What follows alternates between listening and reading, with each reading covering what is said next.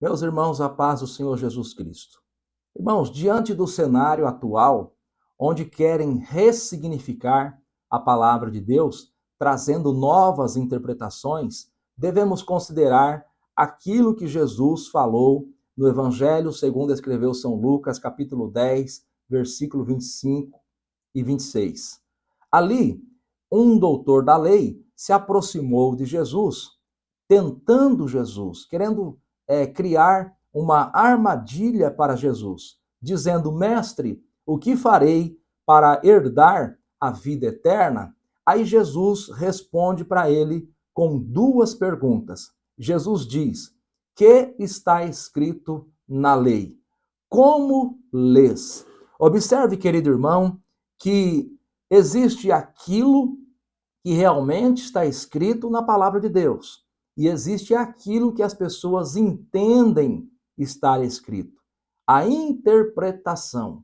Mas nós devemos considerar que a palavra de Deus, ela é eterna e ela não pode ser mudada ao longo da história ao bel prazer deste ou daquele povo. Ou seja, a mesma palavra que valeu há 2000 anos atrás, que valeu há 500 anos atrás, há 100 anos atrás, é a palavra que vale em nossos dias. Não pode haver uma reinterpretação da palavra de tempos em tempos, conforme a sociedade vai mudando.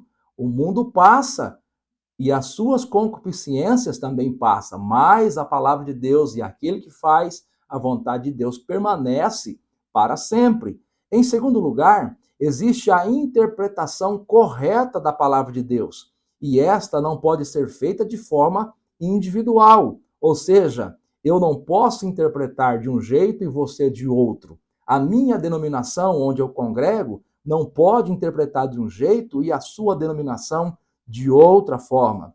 Até porque está escrito na segunda carta que o apóstolo Pedro escreve, no capítulo 1, versículo 20, está escrito assim: sabendo primeiramente isto, que nenhuma profecia da Escritura é de particular interpretação, porque a profecia nunca foi proferida por vontade de homem algum, mas os homens santos de Deus falaram inspirados pelo Espírito Santo.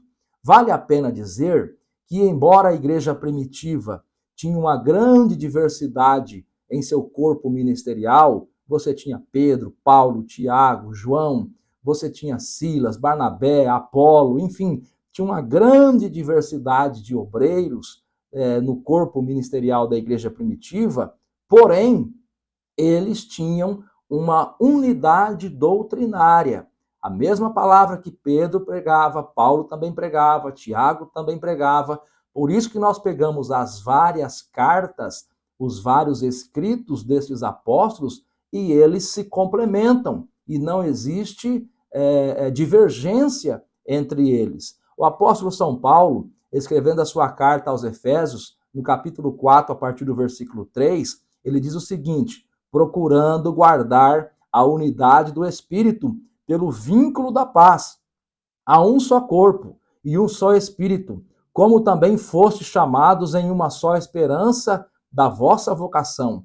Um só Senhor, uma mesma fé, um só batismo, um só Deus e Pai de todos, o qual é sobre todos e por todos e em todos vós. Louvado seja Deus. A unidade doutrinária, a unidade da igreja. O que nós estamos presenciando em nossos dias é a igreja de Cristo ser prejudicada por pensamentos, por filosofias, por teologias que não têm respaldo bíblico, ensinamentos controversos, contrários, que está destruindo a unidade da igreja. E a igreja só pode avançar quando ela estiver unida. Não à toa, o Senhor Jesus Cristo, em sua oração sacerdotal, no capítulo 17 do Evangelho segundo escreveu São João, no versículo número 23, ele ora pela unidade da igreja. Ele diz: